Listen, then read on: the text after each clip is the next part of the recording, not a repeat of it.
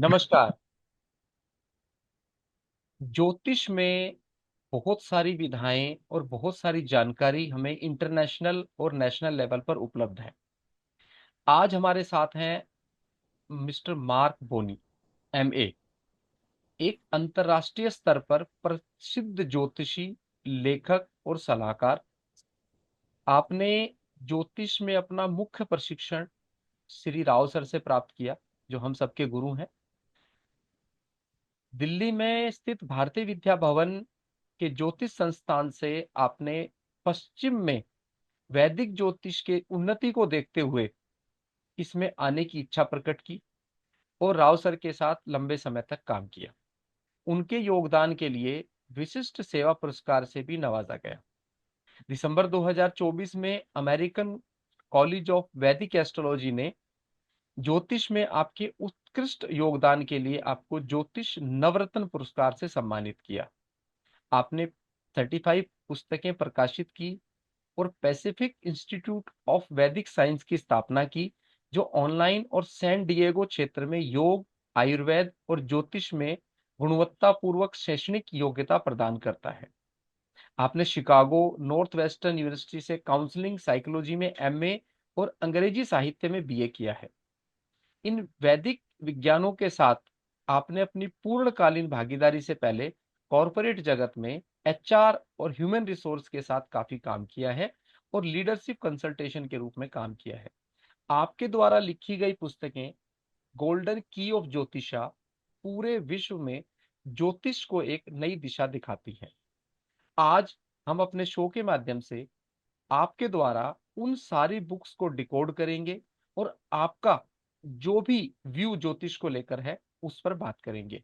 मैं अपने साथी श्री धर्मनारायण शर्मा जी से निवेदन करूंगा कि वो मार्क सर के साथ अपना डिस्कशन शुरू करें।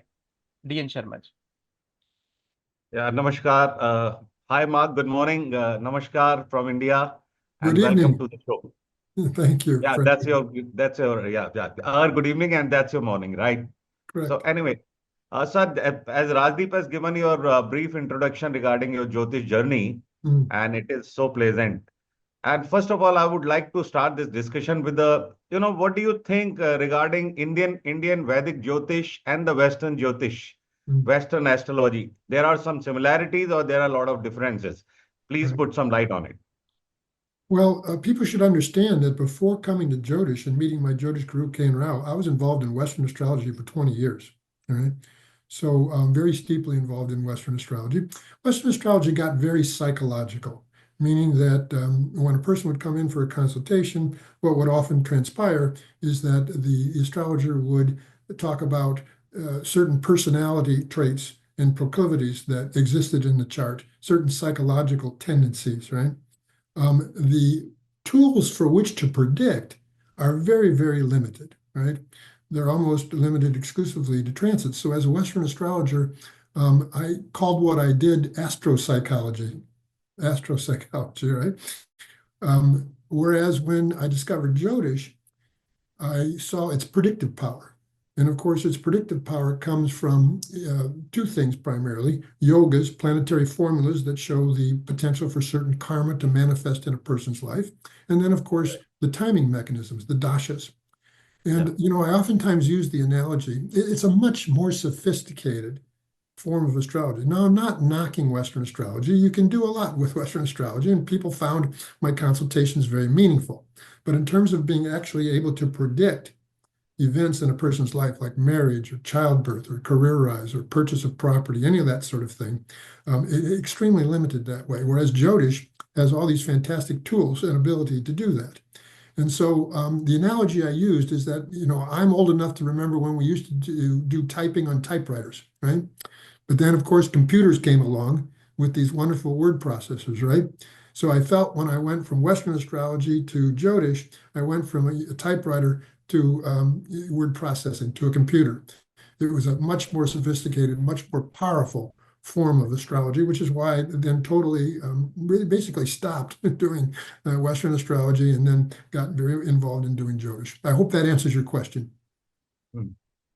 Yeah, that's lovely. I mean, and secondly, in Indian Jyotish, Vedic Jyotish, we generally use ascendant, Lagna. And there are a lot of importance given to Chandra Lagna. So what are your views on Chandra Lagna and the basic ascendant Lagna? Right.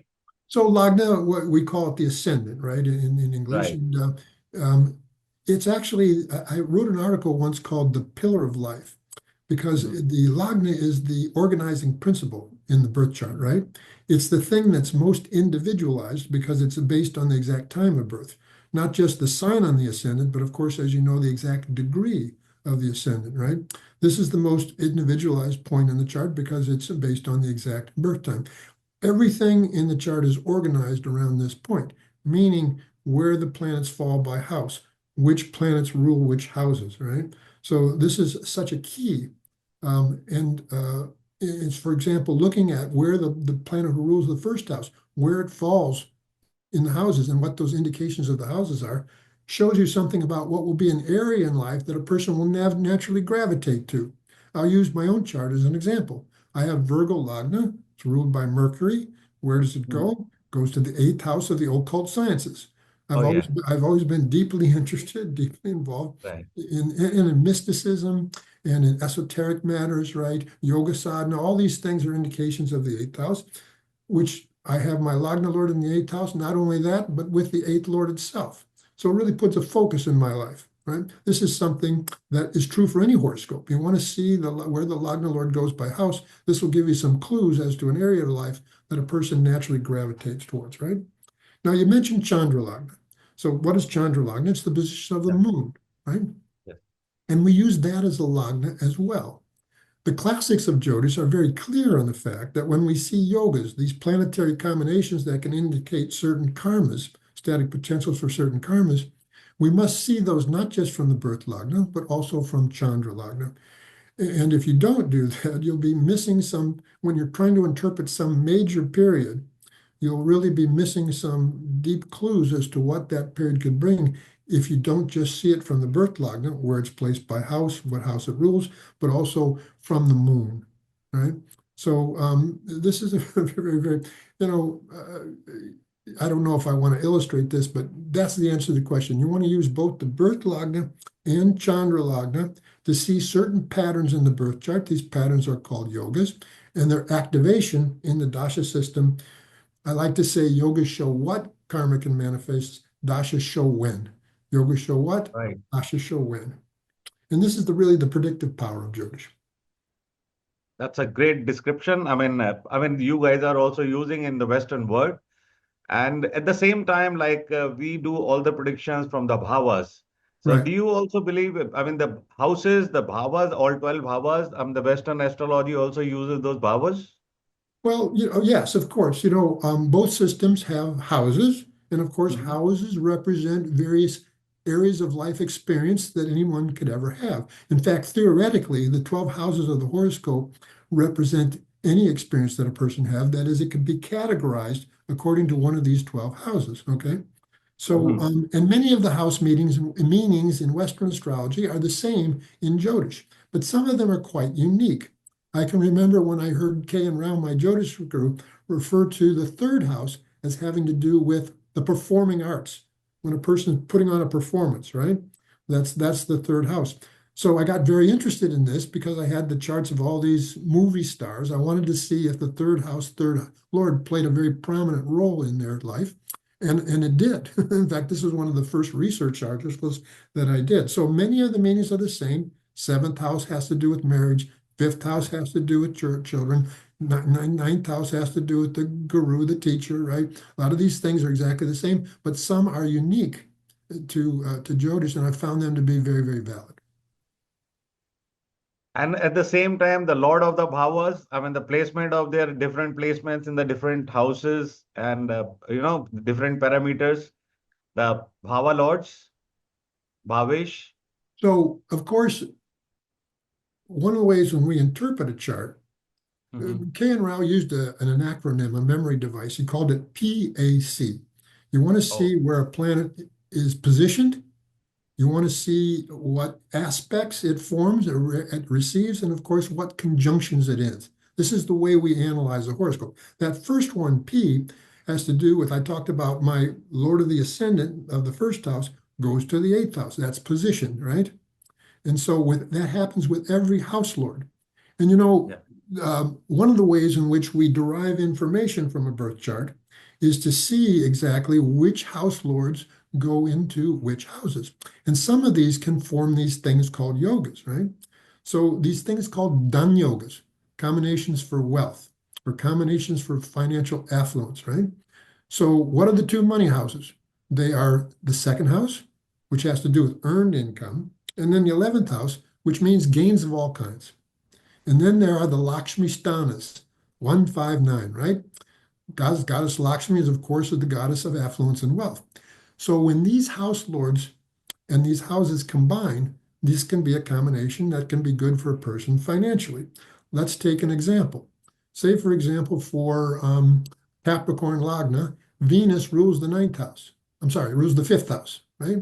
If it goes to the second house, that's the fifth lord in the second, giving a dhan yoga. Now, suppose the second lord Saturn then went to the fifth house Taurus. There would be an exchange between the lords of the second and the fifth house. This would constitute a very good dhan yoga, right? So take another example, Cancer Lagna. Venus would rule the 11th house Taurus. If it went to the ninth house, it would be exalted, 11th lord in the ninth. That would be a very good combination for wealth. Now, we have these things called Raja Yogas, right? Raja Yogas are when angle and trine lords combine. Take a Cancer Lagna. Moon rules the first house, say it went to the 10th. Mars becomes the Yoga Karaka planet, say it goes to the first. That would be a 110 exchange, very powerful Raja Yoga, right? So you want to see these house lords and where they fall, but they also connect two houses. Say, for example, your seventh lord of the spouse went to the 11th house of gains. It could indicate that you have gains through your spousal relationships or through business partnerships, which would also be the seventh lord. So actually, seeing where certain house lords go in certain houses is really one of the big keys for interpreting and driving information from a birth chart. Now let's take a less fortunate example. Say the Lagna lord goes to the sixth house, one of the meanings which would be illness, and say there was additional malefic influence. This would cause something of what's called an Anarishta yoga, a misfortunate combination related to the health potential. One of the U.S. presidents, Franklin Delano Roosevelt, right, was Virgo Lagna, ruled by Mercury, went to the sixth house. While the sixth lord was debilitated in the eighth, he suffered paralysis of his lower limbs after he got polio, right? And the potential for this sort of very life-changing medical issue was very clear in his horoscope. And when that got activated in the dasha system in his Saturn major period, this is when this happened. So what does the birth chart represent? It represents our prarabdha karma, right? Our karma allotment in this lifetime, that karma that's due to manifest in this incarnation. And so we want to see what's called static potentials. And these are oftentimes seen by certain house lords being in certain houses, right? And then when those got activated in the dasha sequence, this is where you see that karma then manifest, either favorably or unfavorably. Very often quite mixed, some favorable, some not so favorable, right? This is how I would answer this question. Very, very absolutely. This is the way Rao sir has taught every student of his. I mean, exactly your everything, every word. And next thing, I mean, related to this only, how do you use karakas? I mean, the karaka for every bhav and the specific. So there's two main ways of deriving information from a horoscope, given in the classics of Jyotish. One of the ways we were just talking about, yogas, these planetary combinations that can indicate certain karmas, right? Static potential for those. The other method is what's called the house method. So as we've talked about, the different houses relate to different areas of a person's life experience. For example, the seventh house has to do with spousal relationships, but also, say, business partnerships, right? So one of the ways to evaluate, the classics of Jyotish speak in terms of the prosperity of the house or the lack of prosperity of the house. What does that mean? It means the indications of that house flourish in a positive way if it's prospering, or the indications of that house do not flourish if it's not prospering, right? How do we determine that? One of the ways we determine that is to see the influence on each house by occupation or by aspect. And generally speaking, the occupation and aspect of natural benefics, Jupiter, Venus, Mercury well associated, bright moon, are going to enhance and bring out and help the house to flourish. Actually, the best thing that can happen to a house is to have its own lord, right? So say Sagittarius rising, ruled by what? Jupiter. Say Jupiter's right there in the Lagna. This is one of the best things that can happen to someone with a Sagittarius Lagna. But say Jupiter was over in Gemini, where it would aspect onto the first house, right? This is Right. another way in which the house prospers. Now, what inhibits now? So we have a house. Is it getting the influence of natural benefics? Is it getting the influence of natural malefics?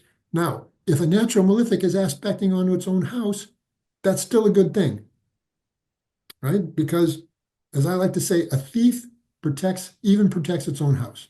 Right?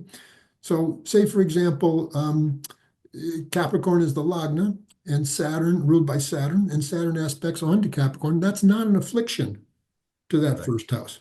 Really, it enhances the ability of that first house to give its results in a positive sort of way. Same thing with Mars, right? Right. So when a house is occupied by its own lord, when it's aspected by its own lord, this helps the house to flourish. When it's occupied or aspected by natural benefics, especially if they're in strength. I have a lot of sisters. When God wanted to bless me, he gave me a lot of sisters. I have 5 sisters, right? Okay. So many of them younger. So my third house gets the aspect of its own lord, gets the aspect of a Venus in its own sign Taurus, and gets the aspect of Jupiter in its own sign Pisces. So my third house is going to flourish. Of course, another meaning of the third house is article writing. And I've written 99 articles. Okay. So this is what I mean when I say the influence, when you say how we judge a horoscope, one of the things we do, but that's just the house itself. Every house has its lord. Yeah. So we want to see what's happening with its lord. Is it well placed? Is it well associated? Or is it ill placed and ill associated? Now you mentioned Karaka. The third thing we're considering, maybe the first thing we're considering, is the Karaka of the house. Every house has a Karaka. Spousal relationships, the Karaka is who? The planet of love? Venus. So when I'm evaluating a person's karma in spousal relationships, actually the first thing I look at is the Karaka. What's happening to Venus? Is Venus well placed? Is it in good condition? Is it well associated, both in the birth chart and in the Vamsha? That's point number 1. Then I'm looking at the 7th house. Then I'm looking at the 7th lord, right? So 3 things: the house lord, and the Karaka of the house.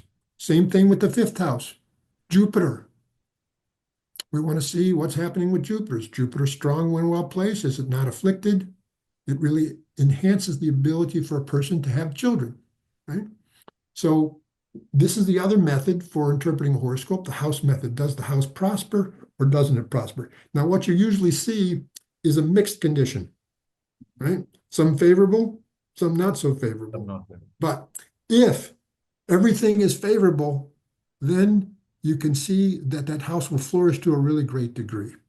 What I'd like to do now, because I always like to teach through example, is I'd like to pull up a chart and explain what I'm talking about. Can we do that? Yeah, please go ahead. Please. All right. Who had a spectacular musical career, right?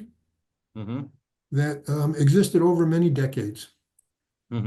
So now we want to look at his 10th house of his karmasthana, his activity in the world. We say career, profession, right? Right. So who do we see there? We see an exalted benefic.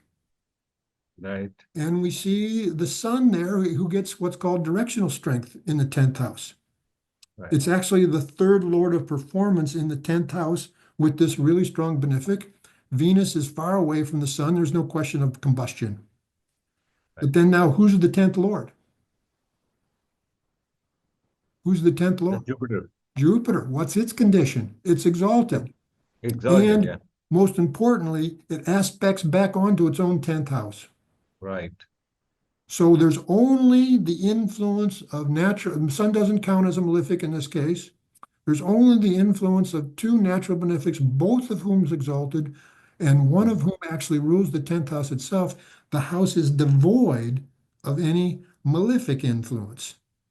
So this is one of those rare cases where the house is just a completely good. So and so the indications of that house are going to flourish.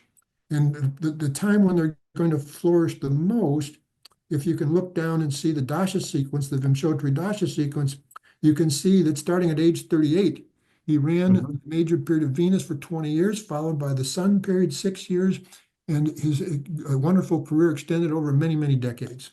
Do you see? So this is what we mean when we say we evaluate the prosperity or the lack of prosperity of the house based on looking at occupation, aspect, the Lord, and the Karaka, right?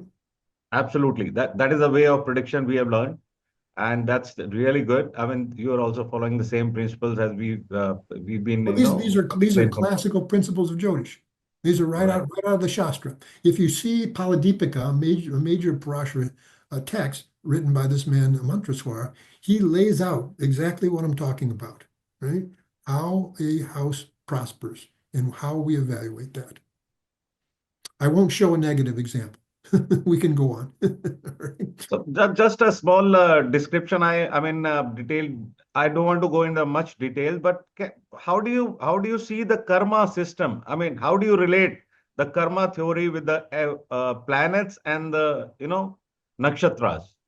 Well, when you say the karma story, of course, astrology makes absolutely no sense without two very important concepts. I would actually call them realities of life. One of which Okay. is the fact that the soul has more than one lifetime, right?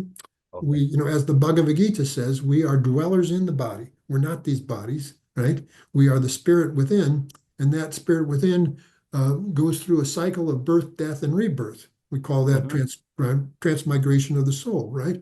Reincarnation. And through a soul's thoughts, words, and actions in any particular lifetime, those thoughts, words, and actions produce results. Those are Right. karma, right? The word karma both means action and the result of action. So the soul accumulates karma, favorable or unfavorable, based on their thoughts, words, and actions. And then in the next lifetime, they will experience some of that based on what they've created through their actions in the past. So that's what the birth chart represents. Now, the theory of karma is a very elaborate theory. We talk about what's called the Sanchit karma, which is the total karmic bank account, right, of the soul Right. from many incarnations. But then there's what's called the Prarabdha karma, which Right. is the karma that's due to manifest in this lifetime, and that's what the birth chart shows. Now, very importantly, there's the Kriyaman karma. There are Yeah. actions in this lifetime that are then modifying the past and, of course, creating different karmas in the future. Now, of course, the Sanatana Dharma, the goal is to transcend the wheel of samsara, birth, death, and rebirth, and become spiritually liberated and transcending karma at that point, right? So that's the ultimate goal of existence. So the chart and the various elements of the chart, think of the astrological symbology on 4 levels, right? We have planets, we have signs, we have houses, we have nakshatras. I smile when I hear someone say, oh, Saturn's the planet of karma. The whole chart represents a person's karma, right? Every element of it reflects the karma that the soul has created. Now, the very important thing to understand is that, karma can be modified. As you know, Jyotish has not just a predictive side, but a prescriptive side, right? Right. The Shastra is very clear that through certain practices, spiritual practices, K.N. Rao always recommended Vishnu Sahasranam, right? Through various practices, we can modify the karmas that have been created. We can soften them. Sometimes we can change them completely, right? And so it's not as if we have to be just subject to our karmas. There's something we can do about it. Even the Yoga Sutra says, Heyam, Dukam, Anagatam, to alleviate the suffering yet to come. It's possible, right? Yeah. It's possible. Not easy, but possible, right? What? So, I like to say it's a cruel doctor that only diagnoses your disease and doesn't tell you anything about what you can do about it. So it's a cruel astrologer, just tells a person about their karma, but doesn't recommend things that could be done to help alleviate that. And I'm not talking about, scams that go on about, frightening a person and then, here, you have to pay me all this money to do upayas and so forth. I'm not talking about that, right? I'm talking about practices a person does themselves. That's how I'd answer this question. I've written an essay called Astrology, Karma, and Reincarnation that talks all about this in a much greater depth. That's a lovely discussion we had with you today. That's a very light as well as, the deep knowledge also. So I think we should end this discussion today here. And next time we'll have a specific topic out of your books. You have written so many books on so many matters in the, series of books in the astrology. So we'll pick up the next topic and we'll have a discussion with you and then we'll present the video on. If Is that's that okay? if that's what you'd like to do, I'm happy to do that. It would give me a greater ability. I think things become more real and more apparent to people if I can actually show it through charts, like I did with the Definitely. chart of Ravi Shankar, right? So next discussion we'll have with the case studies also, so that you can show the chart and you can explain the material.